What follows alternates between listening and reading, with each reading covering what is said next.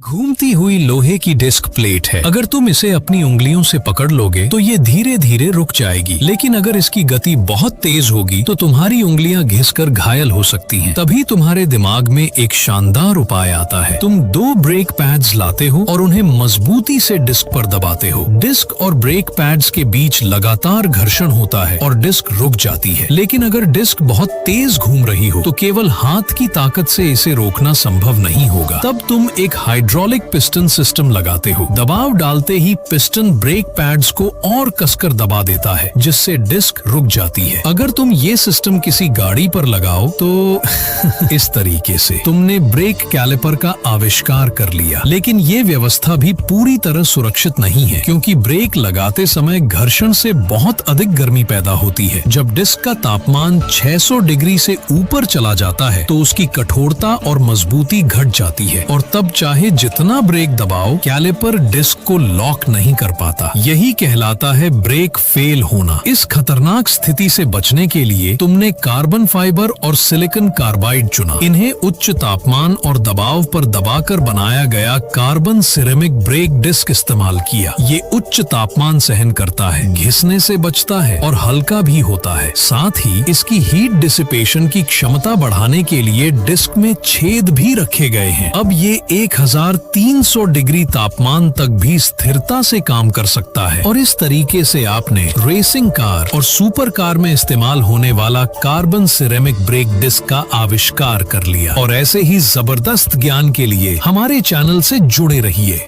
घूमती हुई लोहे की डिस्क प्लेट है। अगर तुम इसे अपनी उंगलियों से पकड़ लोगे तो ये धीरे धीरे रुक जाएगी, लेकिन अगर इसकी गति बहुत तेज होगी तो तुम्हारी उंगलियां घिसकर घायल हो सकती हैं। तभी तुम्हारे दिमाग में एक शानदार उपाय आता है। तुम 2 ब्रेक पैड्स लाते हो और उन्हें मजबूती से डिस्क पर दबाते हो। डिस्क और ब्रेक पैड्स के बीच लगातार घर्षण होता है और डिस्क रुक जाती है। लेकिन अगर डिस्क बहुत तेज घूम रही हो तो केवल हाथ की ताकत से इसे रोकना संभव नहीं होगा। तब तुम एक हाइड्रोलिक पिस्टन सिस्टम लगाते हो। दबाव डालते ही पिस्टन ब्रेक पैड्स को और कसकर दबा देता है, जिससे डिस्क रुक जाती है। अगर तुम ये सिस्टम किसी गाड़ी पर लगाओ तो इस तरीके से तुमने ब्रेक कैलिपर का आविष्कार कर लिया। लेकिन ये व्यवस्था भी पूरी तरह सुरक्षित नहीं है, क्योंकि ब्रेक लगाते समय घर्षण से बहुत अधिक गर्मी पैदा होती है। जब डिस्क का तापमान 600 डिग्री से ऊपर चला जाता है तो उसकी कठोरता और मजबूती घट जाती है, और तब चाहे जितना ब्रेक दबाओ, कैलिपर डिस्क को लॉक नहीं कर पाता। यही कहलाता है ब्रेक फेल होना। इस खतरनाक स्थिति से बचने के लिए तुमने कार्बन फाइबर और सिलिकॉन कार्बाइड चुना। इन्हें उच्च तापमान और दबाव